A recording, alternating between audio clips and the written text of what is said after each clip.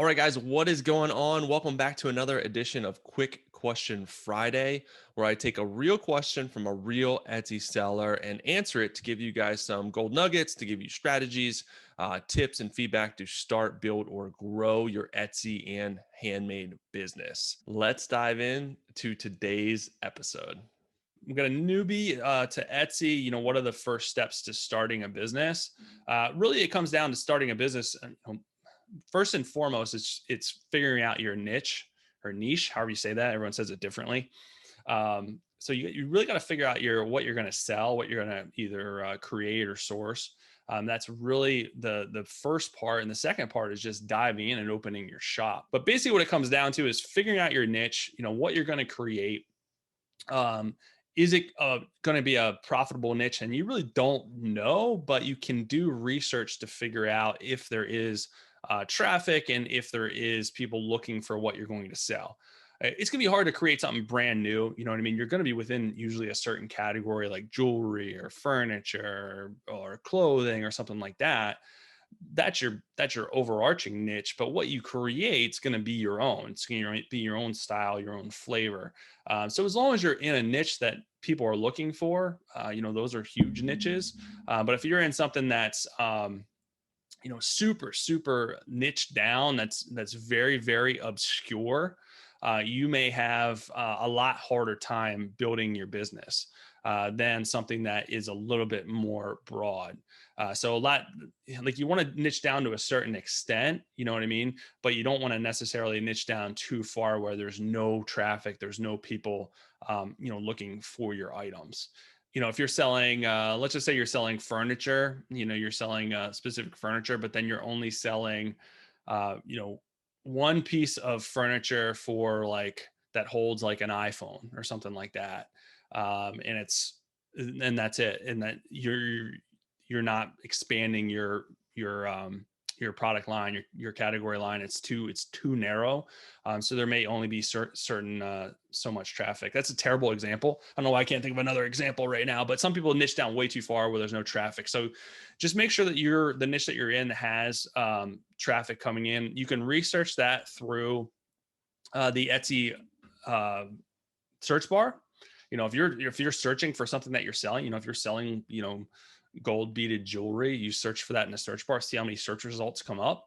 If there's thousands of search results, you're doing pretty good. If you search for something in the search bar and there's like less than 500, that's probably not a good sign. That means there's not a lot of competition, which, yes, is good, but that if there's not a lot of competition, that means there's probably not a lot of sales either coming in.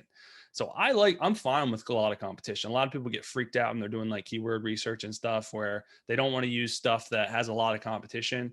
Trust me, if you're in a decent niche, you're going to have a lot of competition. That's fine.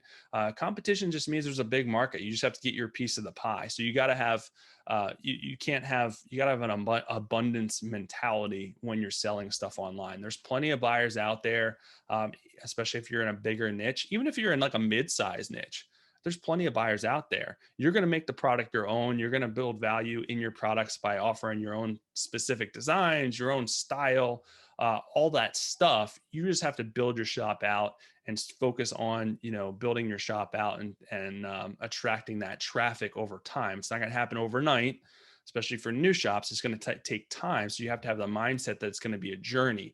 If you're looking to open up your shop and see a ton of success right away and see the thousands of dollars rolling in, it's probably not going to happen. So you got to be willing to do the work for days, months, and even years before you really start to see the momentum shift. So that would be the other thing with starting a shop, is just make sure that you have the right mindset going in, that you need to be able to put in the work when you're not getting anything out of your shop, because that stuff will come if you're consistent with putting in the work in your shop, building your catalog out, building the amount of listings that you have, and refining what you're selling, what you're doing over time.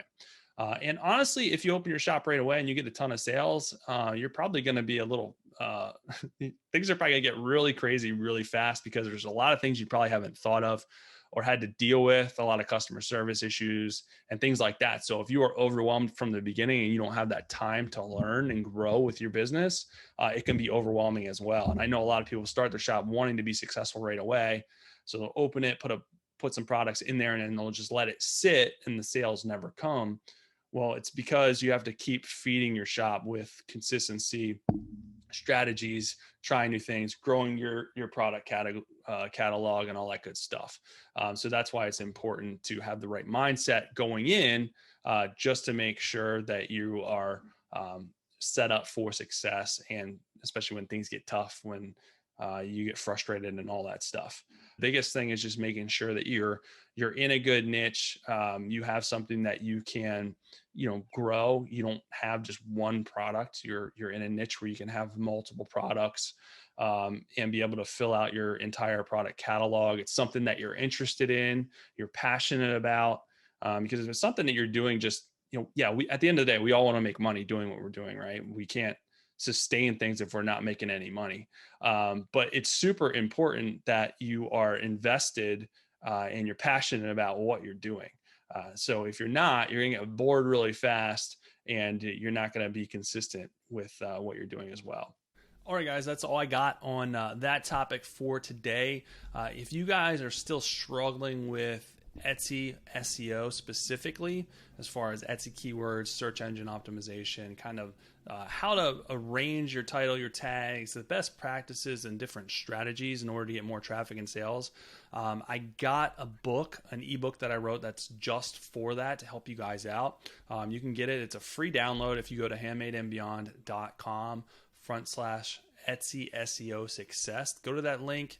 And you can download it right on the spot to start learning about SEO. And there's other strategies and best practices in there to help you grow your business as well. So it's a no-nonsense, no-fluff guide to help you guys out. It's all straight to the point, actionable strategies that you guys can use to implement in your business. So go to that link. I'll also link to it below, and download the Etsy SEO Revealed ebook.